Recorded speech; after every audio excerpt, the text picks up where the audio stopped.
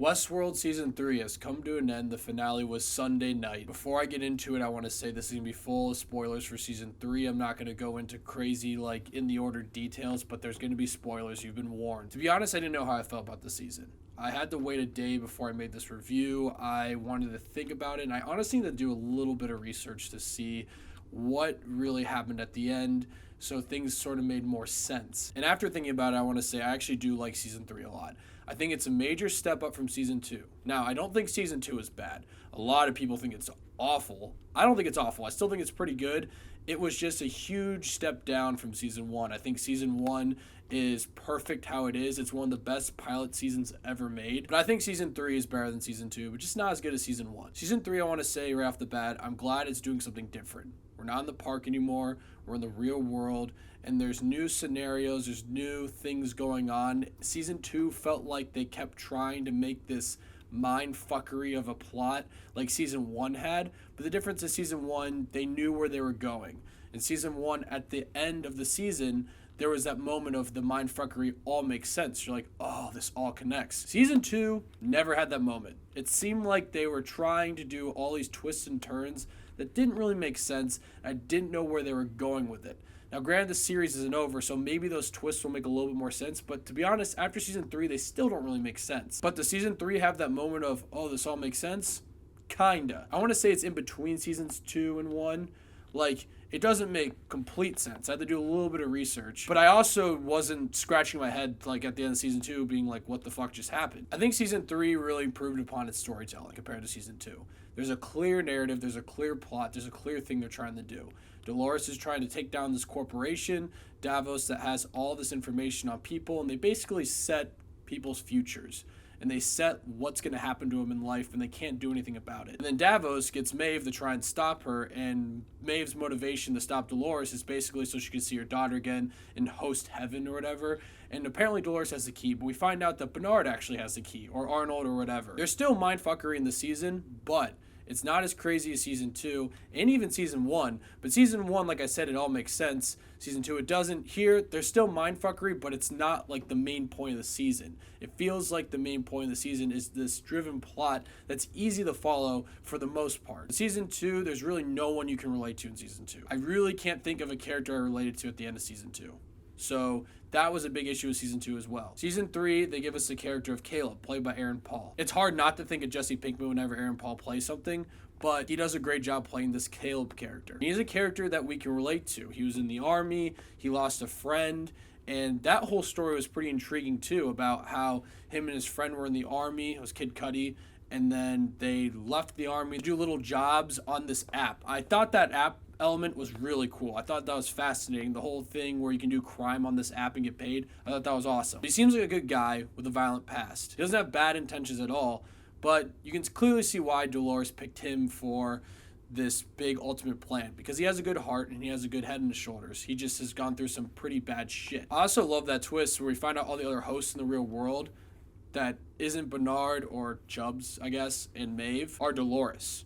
Because I kept thinking when they had Tessa Thompson's character, I'm like, who is this? Is this Teddy? Because that'd be kind of weird. But no, it's all Dolores. And I thought that was great because it makes sense. Dolores only trusts herself. So, why wouldn't she just make copies of herself? And I thought that was fascinating, too. And it makes the threat even bigger. I also thought the whole thing with Tessa Thompson's character, where she becomes closer with her family than she actually was in real life, I thought that was a very disturbing and dark plot element. And then they get killed, and I was just thinking, holy shit, damn, this is fucked up shit. Then after they get killed and she turns bad, at first I was like, what? That doesn't really make sense. I don't really get that. But then I thought about it more. I was like, Dolores would be pissed off about that.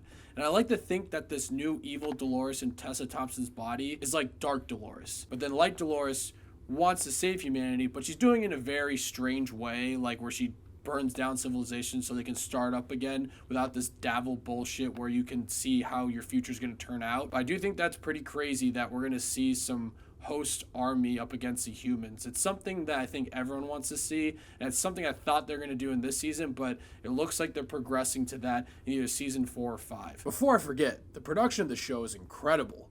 I want to know the budget for each episode. These episodes look like a damn movie. The special effects are phenomenal. The sets are great. Can't forget about that. That's the one thing about Westworld that's always blown my mind. It looks fantastic. I also thought the stuff with the man in the black hat, I thought that whole thing was pretty fascinating, where he's in that mental hospital and he's kind of talking to himself. He's trying to find his real purpose, trying to see where everything went wrong in his life. And then he finds his purpose. He's going to save the world and kill all the hosts. And I get why he would want to do that. That's very well in his character. But then we find out that they made a host of him, and it's based off of all his violent acts that he's done in the park. So this guy is gonna mean fucking business in the next seasons. Did he die? Did the actual man in the black hat die? I hope he didn't. But that's another thing with the show that I hope they don't keep doing, is where a character dies, but then they don't really die. Because Dolores dies here, and she also died at the end of season 2, but we know she's not actually gonna be dead. They need to stop doing that element, because then when characters actually die, it doesn't feel as impactful. It doesn't feel real, and the emotion behind it won't be there. And another issue I have with this season is I feel like Bernard's character took a huge backseat. He had a very emotional moment at the end of the season, in the finale, where he's talking to his wife that Arnold was actually married to and talking about his son that he can't let go of. That was a great scene, and it was pretty obvious he was going to have the key at the end of it. But I feel like all season he was barely in it. Like, he really just didn't do anything. I hope the writers know where they're going with this whole plot element of, like, the world being teared down and they're going to build it up again. And then evil Dolores can bring this army of hosts to fight the humans. Like, I hope they know where they're going, because season 1, they obviously had a direction. Season 2, I feel like they were kind of writing as they were going. Like, they didn't really know where they were going to go with it. Here, it seemed like they had a clear start to finish here. I hope they have a clear start to finish with 4 or 5, and I heard 6. So I hope they don't overdraw this story. They draw it out way too long. I hope they know what they're doing moving forward. Because it looks like in the post-credit scene, Bernard's been sitting in the hotel for a very long time.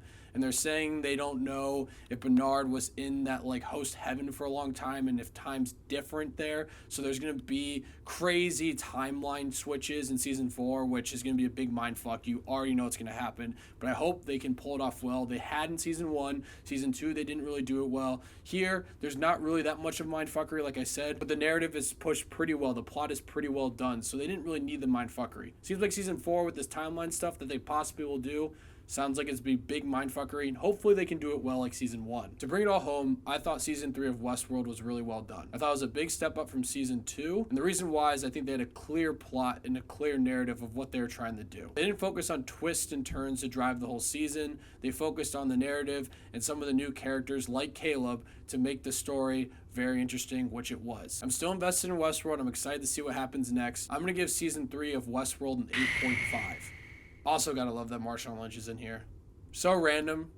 Great cameo though. Loved it. And I want to say about Westworld is I know a lot of people didn't like season 2, but I don't think it was so bad that we should just stop watching. Like I said, season 3 is good. I think anyone will enjoy it who likes season 1. And I still don't think season 2 is that bad. But if you really didn't like season 2, give season 3 a shot. Like I said in my review, it's not too much mindfuckery. It's more of a clear plot, and I think you would enjoy it if you already enjoyed season 1 and you're invested in this world. So, season 3 of Westworld, let me know what you guys thought of it if you've seen it. Thank you guys so much for watching, and click here to see more of Davey Dave's Takes.